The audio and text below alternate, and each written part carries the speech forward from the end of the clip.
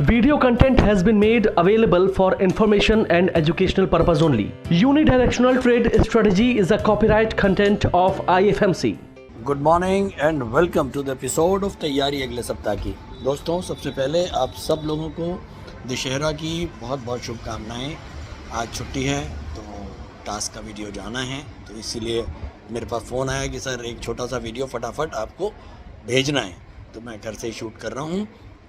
Last week अगर मैं बात करूं, लगातार मार्केट डाउनवर्ड की तरफ है और मंथली सपोर्ट हमारा जो था करीब 25,333, उसके नीचे मार्केट चल रहा है।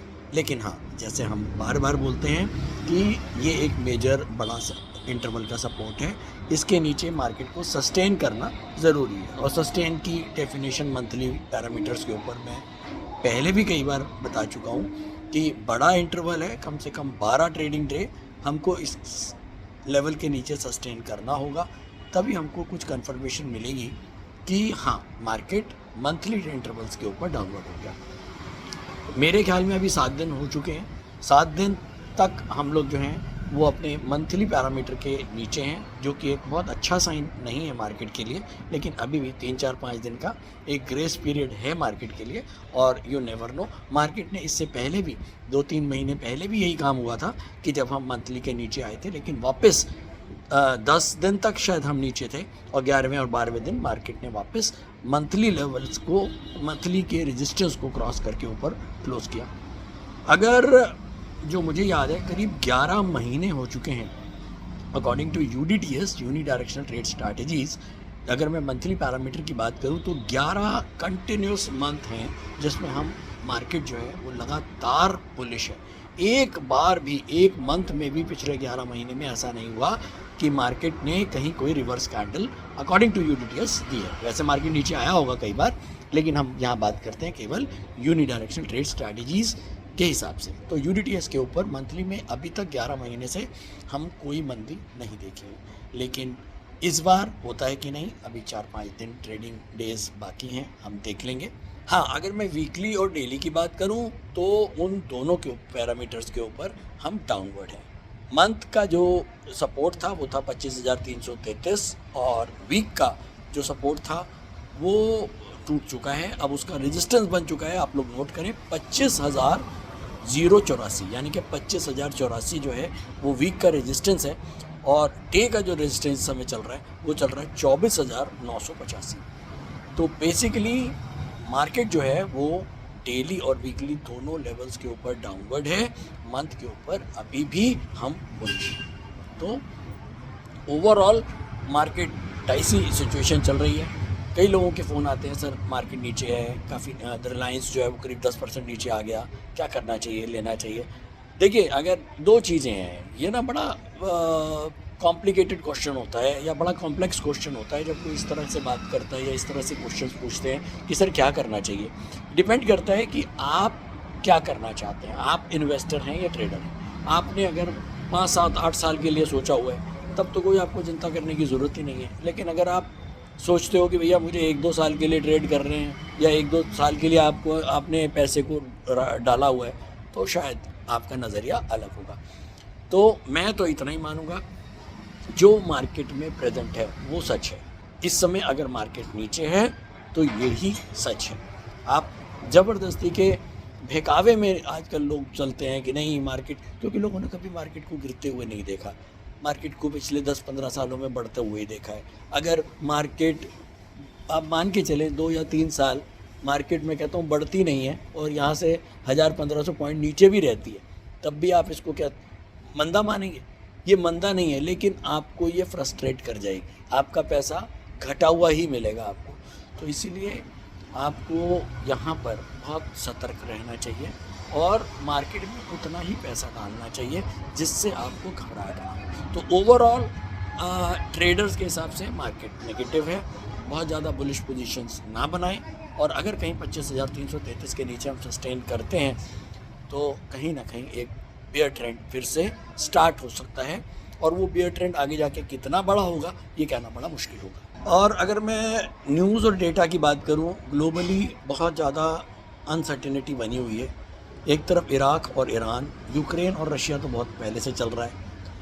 और बेसिकली मार्केट जब गिरता है ना, तो जो मैंने ऑब्ज़र्व किया है वो न्यूज़ से नहीं गिरता, मार्केट गिरता है अनसर्टेनिटी से। एक दो देशों के बीच में लड़ाई होनी है, हो गई, वो न्यूज़ हो गई, वो आ गया सामने, अब उसका इतना इफेक्ट नहीं आएगा। लेकिन जो ईरान और इराक के बीच में चल रहा है अनसर्टेनिटी की, ये क्या होने वाला है, तो उसकी वजह से मार्केट के अंदर एक पैनिक रहेगा। फेड ने 50 बेसिस पॉइंट कट कर दिया, बहुत बढ़िया न्यूज़ थी, लेकिन आ गई, जब आ गई तो अब उसका इम्पैक्ट हो गया। आगे ये भी पता है कि अभी हम हो सकता है 75 बेसिस पॉइंट दिसंबर तक फेड जो है वो रेट कट और भी कर दे, ये भी एक अच्छी न्यूज़ होगी, ठीक है। लेकिन इस समय अनसर्टेनिटी जो है वो सबसे ज़्यादा मार्केट को तंग कर रही है, तो देखना होगा आगे कि ईरान इराक का क्या चलता है। इसके अलावा चाइना से एक बड़ा पैकेज जो है इकोनॉमिक पैकेज चाइना ने दिया है, जो शायद अपनी इकॉनमी को रिवाइव करने के लिए, पिछले 4 सालों से चाइना बहुत परेशान ही है, क्योंकि आफ्टर लॉकडाउन जो है वो अलग थलग पड़ चुका है। अब उसको रिवाइव करने के लिए उसने एक बड़ा पैकेज दिया है, और उस पैकेज का फ़ायदा आगे क्या होगा ये तो कहना मुश्किल है। लेकिन हाँ, इतना ज़रूर है कि इस समय जो FII है उनको एक तरफ लग रहा है कि US की मार्केट बेटर हो सकती है, क्योंकि फेड ने रेट कट कर रहा है। दूसरी ओर चाइना का मार्केट अट्रैक्टिव हो सकता है, क्योंकि वहाँ पर एक अच्छा इकोनॉमिक पैकेज आया हुआ है, और साथ में इंडियन मार्केट ओवर वैल्यू है, ये तो हम सबको पता है। लेकिन ग्रोथ भी है, मैं मानता हूँ ग्रोथ है, लेकिन साथ में ओवर वैल्यू इसलिए क्योंकि बहुत सारे रिटेलर जो आज तक कभी स्टॉक मार्केट का नाम नहीं जानते थे, सब लोग मार्केट में घुस चुके हैं। एक रेला बन चुका है, एक फोमो बन चुका है, मुझे भी लेना है, सबको प्रॉफिट आ रहा है। यूट्यूबर्स और दुनिया भर के सोशल मीडिया पे जो आजकल कमेंट्स आ रहे हैं, मैंने इतने पैसे कमाए, इतने कमाए, वो जस्ट लोग एक दूसरे को देख के उसने कमाए तो मैं भी कमा सकता हूँ। लोग तो आजकल F&O के प्रॉफिट्स अपने मोबाइल्स के ऊपर ऐसे दिखा रहे हैं जैसे पता नहीं क्या कर लिया हो, नुकसान हो जाएगा तो वो दिखाएंगे नहीं। खैर, इसके अलावा बहुत सारा ये एक पूरा हुजूम चल रहा है, तो जिसकी वजह से मार्केट के अंदर बहुत ज़्यादा रिटेल और ऐसे लोग भी मार्केट में आ रहे हैं जिनको लगता है यार मार्केट में फटाफट पैसा बढ़ता है, तो वो फटाफट पैसा डाल रहे हैं। उनको नहीं पता कि मार्केट कभी फंसा भी देता है, मार्केट ट्रैप भी करता है। खैर एनीवेज, बहुत लंबा वीडियो हो जाएगा, आज छुट्टी का दिन है, आप सब लोग एंजॉय करें। मार्केट ओवरऑल थोड़ा सा कॉशियस रहने की ज़रूरत है इस समय, और लेवल्स आपने नोट कर ही लिए हैं, स्क्रीन पे आपके पास लेवल्स आ गए हैं। Thank you so much. Dussehra आप लोगों के लिए बहुत बढ़िया हो, और हाँ, यही लगता था कि टास्क का वीडियो मिस नहीं होना चाहिए, तो इसीलिए एक छोटा सा प्रयास की फटाफट हमारे जो व्यूअर्स हैं, जो हमारी वेट करते हैं हमारे एपिसोड की, उन तक हमारी बात चली जाए। Thank you so much.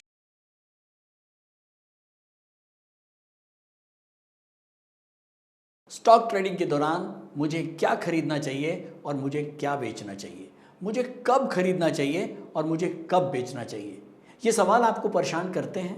तो चलिए सिंप्लीफाई करते हैं स्टॉक ट्रेडिंग को और निकालना सीखते हैं वो एक्यूरेट पॉइंट्स जहां हमें स्टॉक को बाय या सेल करना है। मेरे यानी मनीष तनेजा के साथ IFMC की यूनिटीएस स्ट्रैटेजीज से। यूनिटीएस यानी यूनिडायरेक्शनल ट्रेड स्ट्रैटेजीज, जो है हर स्टॉक ट्रेडर की पहली पसंद, जो बनाती है स्टॉक ट्रेडिंग को सिंपल, एक्यूरेट और स्ट्रेस फ्री।